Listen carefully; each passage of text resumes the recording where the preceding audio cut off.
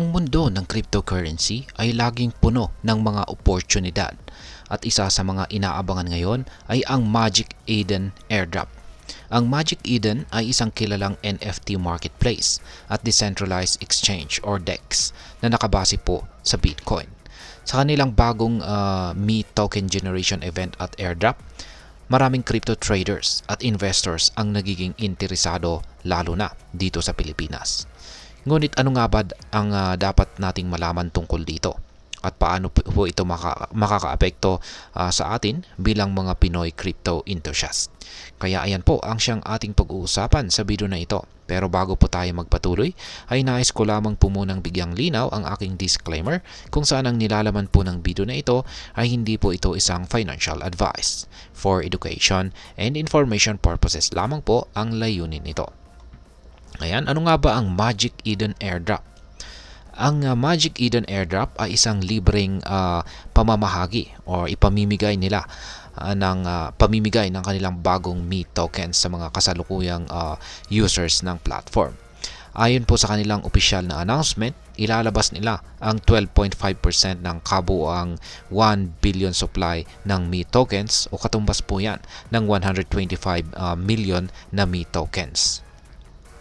Ang buong crypto community po ay makakatanggap ng halos 50.2% ng kabuuang supply sa loob ng 4 na taon.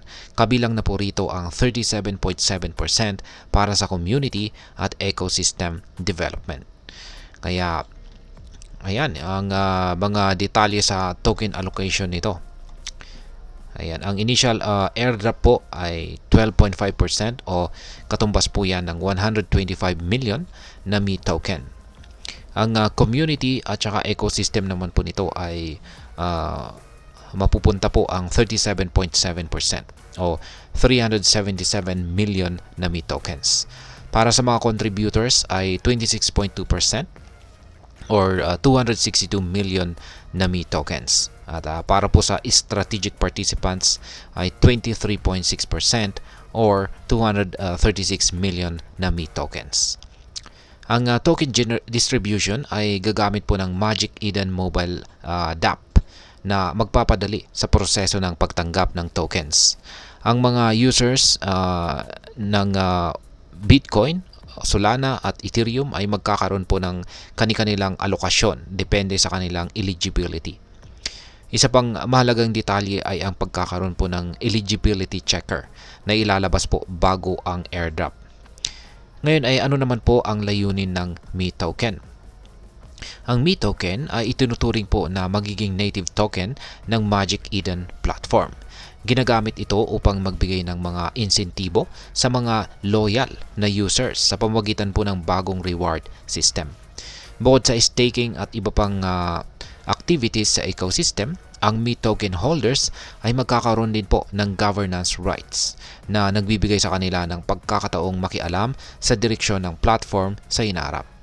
Ayon po kay Ginoong Jack Lu, siya po ang CEO ng Magic Eden, ang layunin po ng token ay maitaguyod ang mas mabilis na pag-adapt ng on-chain trading.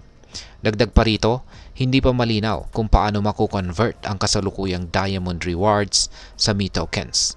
Kaya ito'y naging malaking tanong para sa mga matagal nang gumagamit ng platform. Ngayon ay magkano ang presyo ng Me token? Sa kasalukuyan, ang Me token ay nagkakahalaga po ng $2.12 matapos bumaba ng 14.5% sa nakaraang 24 oras.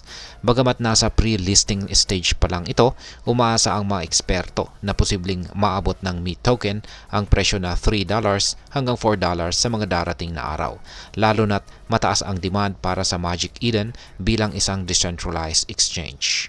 Ngayon ay ano naman po ang epekto ng Magic Eden airdrop na ito para sa atin na mga Pinoy crypto enthusiast.